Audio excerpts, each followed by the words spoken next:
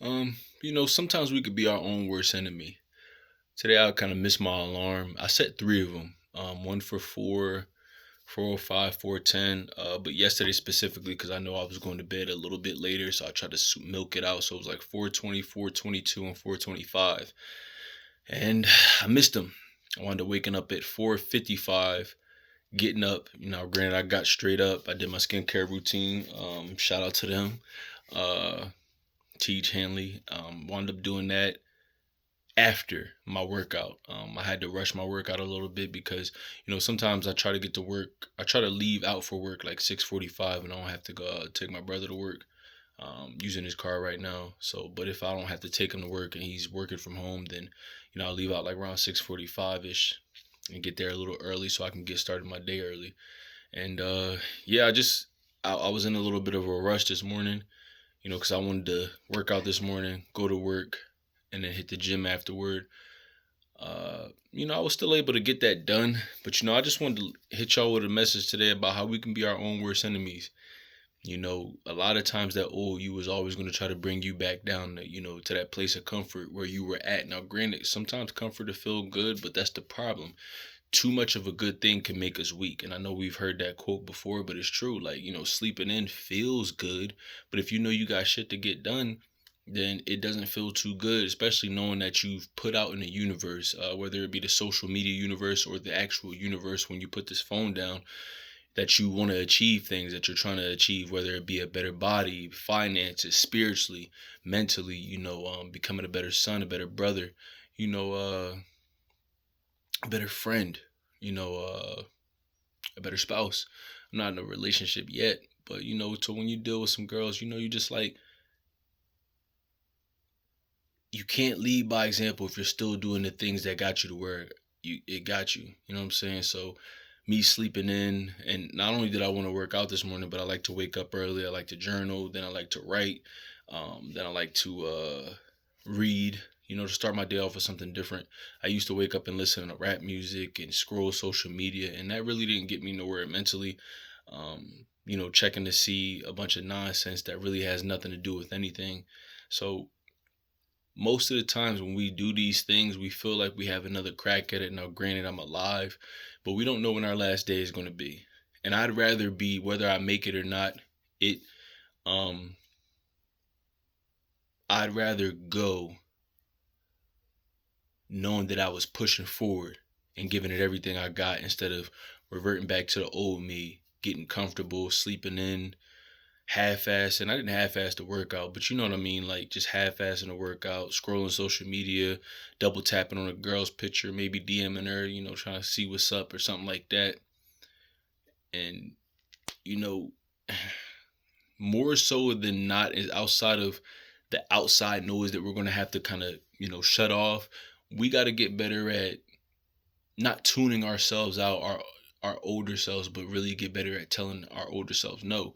And that's what I paid for some mentorship, and that's the one thing he left me with, just saying like, you know, you're in this position not only because your actions have led you to this point, but you can't tell yourself no.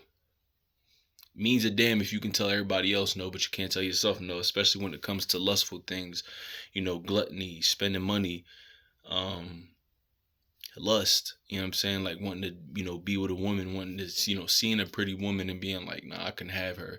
And a lot of times we do get caught up in the hype as a man. You hear, some of your friends or maybe a coworker talking about, how they get this many girls, or, the type of women they deal with. And you be kind of looking like, I know I could do better than you out here, and that's the curse of the grind. You feel me? Like it'll make you want to feel like, wait a minute, let me step outside real quick and let you know, like I'm not just some weirdo out here talking, or I'm not just some dude out here talking about the grind and I need money to get women. Like, nah, I'm really that nigga, but you're really not, because after you do all of that, you still in the same place, probably even worse because now you got a hole in your pocket.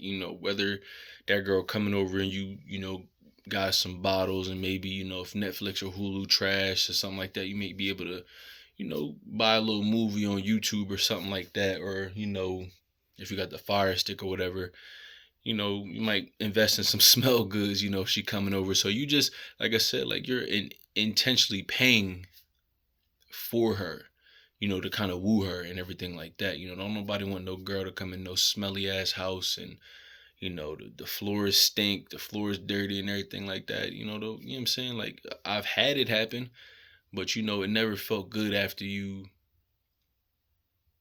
bust that nut. I was trying to look for a better word, but I couldn't. So after you bust, and it don't feel good when you come back to your senses. You come back to reality. It's called post nut clarity, and you just think like, damn, I'm still in this situation. Now, some people get content with being like, well, at least I'm saying, I did this, I did that. Like, I know a lot of dudes that get a lot of women, but they're living off a lot of women. They always say like, well, I get this off her. I could get her. I don't got to spend the money. I could do that. And she could get that. And she with him. Da, da, da. I'm like, all right, well, if that's you, that's you. But my thing is, after a certain point, I don't want to be one of those men that's calling myself a king, but my actions don't match up. Eventually, the work is going to speak for itself, but it'll never speak for itself if you're not doing the work behind behind the scenes to really get to that point. So like I said, I post a lot on social media, my workouts and, things that I think men should do. And I don't want to be one of those guys that's, really talking that talk and not walking it, and like I said, time will go on. I've been trying to get in shape for the longest, and the only thing stopping me is my eating. I work out hard, but I didn't have any discipline when it came to eating. My weight is going back down. I'm almost back under 300.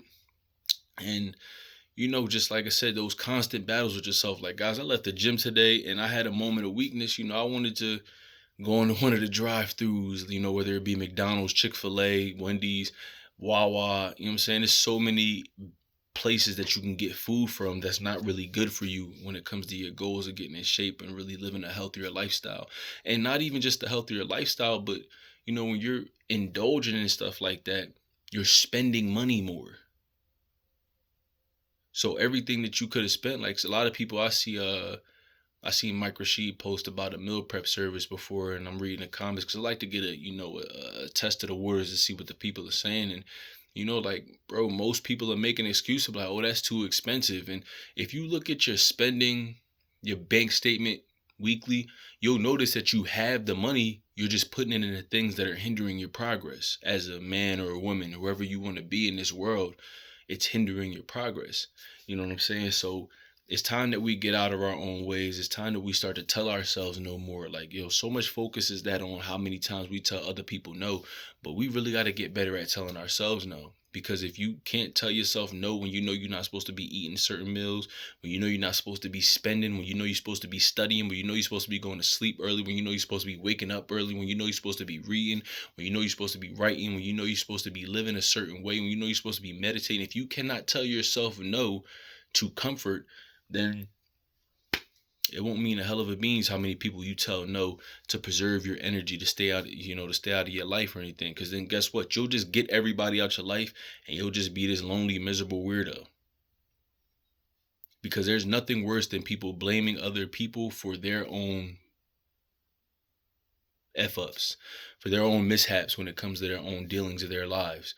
Like, guys, we are in control of our own worlds, of our lives. Like, we're the directors of these movies that people call lives. So my thing is, why would I want somebody else to write my story when I could write the perfect one? I'm the hero in this mug. You know what I'm saying? Like, if you let somebody else tell it, they'll either, a villain is being nice. They'll just say you just a countryman, fetching water every single day until you died, going back after you fetched the water and brought the donkeys and everything back, and you just taking naps and everything and just letting the day happen to you. Or you could be that person that slayed the dragon. But you got to go through a process. You got to take yourself to hell in order to get to heaven. And that's what I want to leave y'all with. So, like, comment, subscribe, guys. I know I said I'm going to be consistent. I know I've said it 1,000 times, but I'm going to be consistent, man. One day at a time, guys. I love y'all, man. I appreciate y'all for tuning in. Thank you.